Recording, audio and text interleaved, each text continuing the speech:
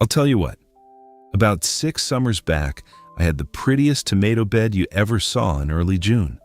12 plants, big, healthy starts, heirlooms I'd been babying since February under a grow light in the basement. And by the second week of August, half of them were stunted, 2 were dead, and the cherry tomatoes I was counting on for canning gave me about a quart of fruit total. A quart from 12 plants. Now, I blamed the weather. I blamed the seedlings. I blamed the soil. I even blamed the dog at one point, which was unfair to the dog. But when I sat down that winter and really looked at what I'd done different that year, I realized the problem wasn't the tomatoes at all. It was what I'd planted right next to them. I'd gotten clever. I'd squeezed a few extra crops into that bed because space was tight, and 3 of the things I'd tucked in there were doing my tomatoes serious harm in ways I had no idea were even possible. So today I want to walk you through 7 plants you should never, and I mean never, grow next to your tomatoes. Some of these will surprise you. A couple are vegetables you probably already have in your garden right now. And the one sitting at number 1, well, it's the one that took me the longest to figure out. And it's almost certainly costing somebody watching this video a chunk of their harvest this very season. So stick with me to the end, because I'm also going to share a little trick I picked up from an old market gardener about what to plant next to your tomatoes instead. Costs nothing, and it'll change how the whole bed performs. Before we get into the list, I want to back up and explain why this matters at all, because I spent the better part of 15 years thinking companion planting was just folklore. You know, old wives' tales about basil making tomatoes taste better and marigolds scaring off bugs. Some of it is folklore, sure. But a good chunk of it is real, measurable plant science, and the negative side, what gardeners call antagonistic pairings, is the part nobody talks about enough. Plants compete for the same nutrients. They release chemicals into the soil through their roots that can suppress neighbors, and some of them are magnets for the exact same diseases that wreck a tomato crop. When you put 2 plants together that fight over the same things or share the same enemies, you don't just get 1 weak plant. You get 2. So this isn't superstition. This is just paying attention to what's actually happening underground and in the air around your plants. All right, let's get into it. First on the list is cabbage, and I'd put the whole brassica family right alongside it. That means broccoli, cauliflower, Brussels sprouts, kale, kohlrabi, all of them. Now, I love these plants. I grow a big patch of brassicas every year, but not anywhere near my tomatoes. Here's why. Cabbage and the rest of the brassica family are heavy feeders, especially for nitrogen and calcium, the exact 2 nutrients your tomatoes are screaming for during fruit set. You put a row of cabbage right next to your tomato bed, and those cabbages will outcompete the tomatoes for available calcium in the root zone. And what does calcium deficiency in tomatoes look like? It looks like blossom end rot, that ugly black sunken patch on the bottom of the fruit that ruins the whole tomato. I had 2 beautiful Cherokee purples one year sitting next to a row of broccoli, and every single fruit had blossom end rot. Every one. The next year I moved the broccoli to the other side of the garden, same Cherokee purples in the same spot, and I didn't lose a single tomato to rot. That was the moment I stopped doubting this stuff. Keep brassicas at least 8 to 10 feet from your tomatoes, ideally in a separate bed entirely. Your tomatoes will thank you for it. Second is one that gets a lot of folks raising their eyebrows because they've heard the opposite. Corn. I've seen advice telling people to plant corn near tomatoes for shade, for windbreak, for some kind of magical Three Sisters effect. Don't do it. Corn and tomatoes share a very specific enemy, and that enemy is called the corn earworm, which on tomatoes goes by a different name, the tomato fruitworm. It's the same insect. The same moth lays eggs on both crops, and the larvae bore right into the developing fruit on your tomatoes and the developing ears on your corn. When you plant them next to each other, you're basically setting up an all-you-can-eat buffet for that pest, and the population explodes. On top of that, corn is one of the heaviest nitrogen feeders in the entire vegetable kingdom. It will absolutely strip the soil of nitrogen, leaving your tomatoes pale, leggy, and underproductive. And corn casts dense shade in late summer, Just when your tomatoes need every hour of sun, they can get to ripen the late fruit. 3 strikes. Plant your corn on the opposite side of the garden, downwind if you can, and you'll save yourself a lot of heartache. Third on the list, and this one really stings because so many gardeners love growing them together, is potatoes. Now, tomatoes and potatoes are first cousins. They're both nightshades. They look similar above ground. They have similar leaf shapes, similar flowers. And that family resemblance is exactly why you should never plant them next to each other. They share every single major disease in the nightshade playbook. Early blight, late blight, septoria leaf spot, verticillium wilt, fusarium wilt, you name it. If a disease likes potatoes, it loves tomatoes, and it'll happily jump from one to the other. Late blight is the big one. That's the same disease that caused the Irish potato famine back in the 1840s, and it can wipe out a tomato planting in about a week if conditions are right. When you grow potatoes next to tomatoes, you're essentially doubling the surface area for blight spores to land on, multiply, and spread. I learned this one the hard way too. Had a row of Yukon golds next to a beautiful planting of San Marsanos one wet July. The potato leaves got hit first, then within 10 days, every San Marzano had brown lesions climbing up the stems. Lost the whole row. Never again. Keep potatoes and tomatoes in completely different beds and ideally rotate the soil they grow in on a 3-year cycle so disease doesn't build up. Fourth on the list, and this one surprises a lot of people, is fennel. Now, fennel is a beautiful plant. The bulb fennel is delicious roasted and the feathery foliage smells like licorice. But fennel is what gardeners call allelopathic, which is just a fancy word meaning the roots release chemical compounds into the soil that actively suppress the growth of other plants. And tomatoes happen to be one of the species fennel suppresses most aggressively. I tried this once just to see if it was true, planted a row of fennel about 4 feet from a row of cherry tomatoes, and the difference in plant size and vigor by mid-July was astonishing. The tomatoes closest to the fennel were a third smaller than the ones at the far end of the row. Honestly, fennel doesn't play well with much of anything. Most experienced gardeners give it its own corner of the garden far away from everything else, and that's the smart move. If you love fennel, grow it. Just give it its own space, well away from your tomato patch. Fifth on the list is dill, and this one's a bit more nuanced because young dill is actually fine near tomatoes. Some folks even claim it helps. The problem is mature, flowering dill.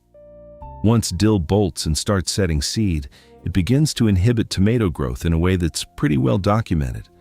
The exact mechanism isn't fully nailed down, but it appears to be a combination of root competition and possibly some allelopathic effects, similar to fennel. On top of that, mature dill attracts a specific kind of caterpillar, the swallowtail butterfly larvae, which won't eat your tomatoes directly, but will strip the dill so completely that any benefit you thought you were getting goes right out the window.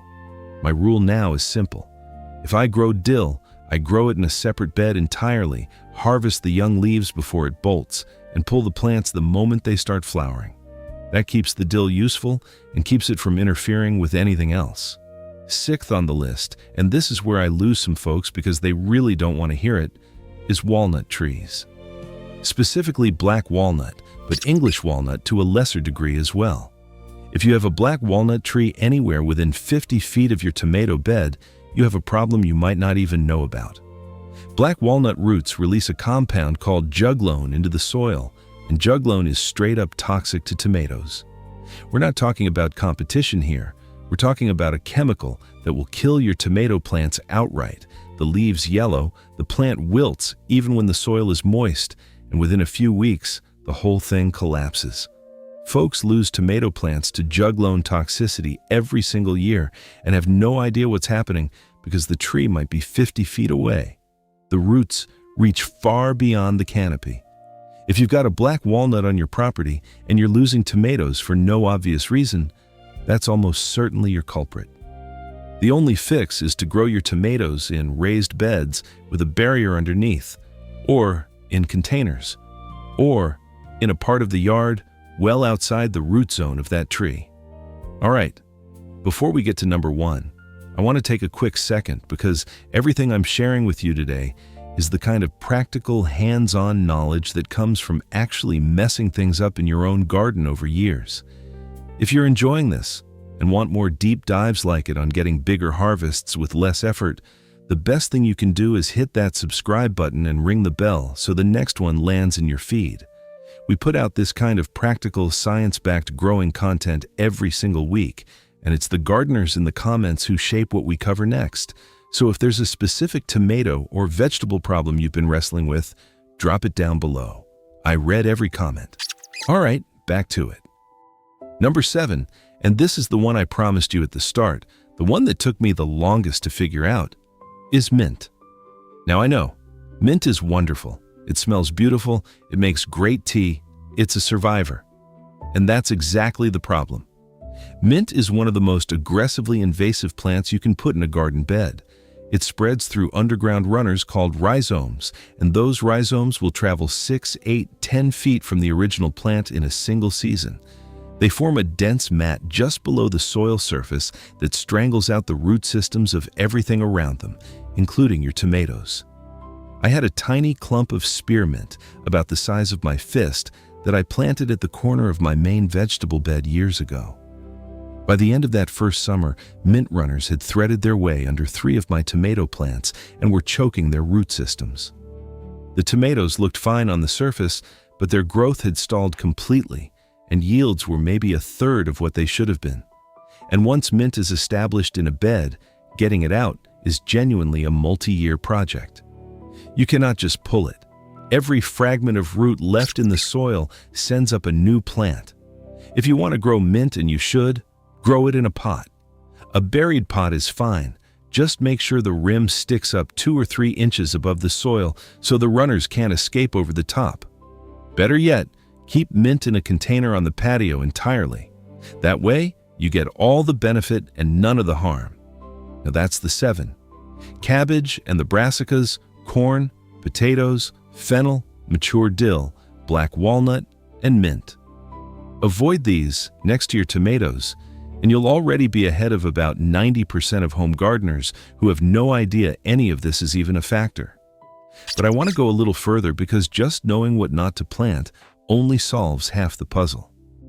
The other half is knowing what to plant instead. The best companions I've found for tomatoes after 30-odd years of growing them are basil, parsley, carrots, garlic, chives, and nasturtiums.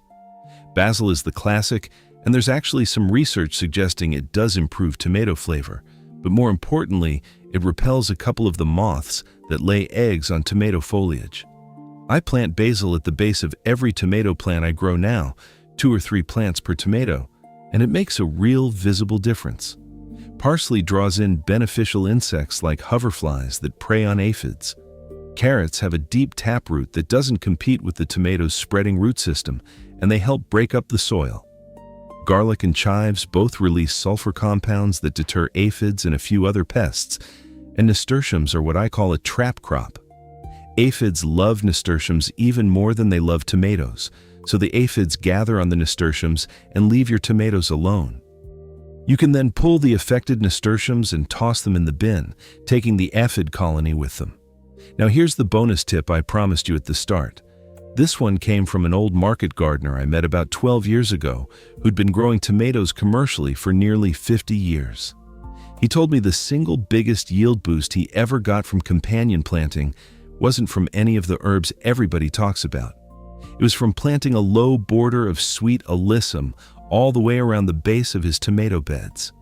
Sweet alyssum is a tiny flowering plant, white or purple blooms, smells like honey, and it grows into a soft mat about 4 to 6 inches tall. Here's why it works. Sweet alyssum is one of the most powerful magnets for beneficial insects in the entire flowering plant world. Hoverflies, parasitic wasps, lacewings, and ladybugs absolutely love it. And those insects are the natural predators of basically every soft-bodied pest that bothers tomatoes.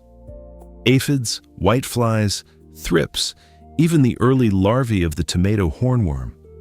By planting a ring of alyssum around your tomato bed, you're essentially building a permanent army of pest control that costs you almost nothing. A packet of seeds is 2 or 3 pounds. You scatter them in early spring around the perimeter of the bed, and they bloom from late spring right through to first frost. The first year I tried this, I didn't have to spray a single thing on my tomatoes all season. Not soap, not neem, nothing. The hoverflies and ladybugs handled the whole job for me. It's the kind of small change that quietly transforms how a bed performs. So here's what I want you to take away from today. Companion planting works in both directions. The wrong neighbor can quietly cost you half your harvest without you ever knowing why. The right neighbor can boost your yield, improve flavor, and handle your pest control for free. So before you put a single tomato in the ground this year, take a walk around your garden and look at what's nearby.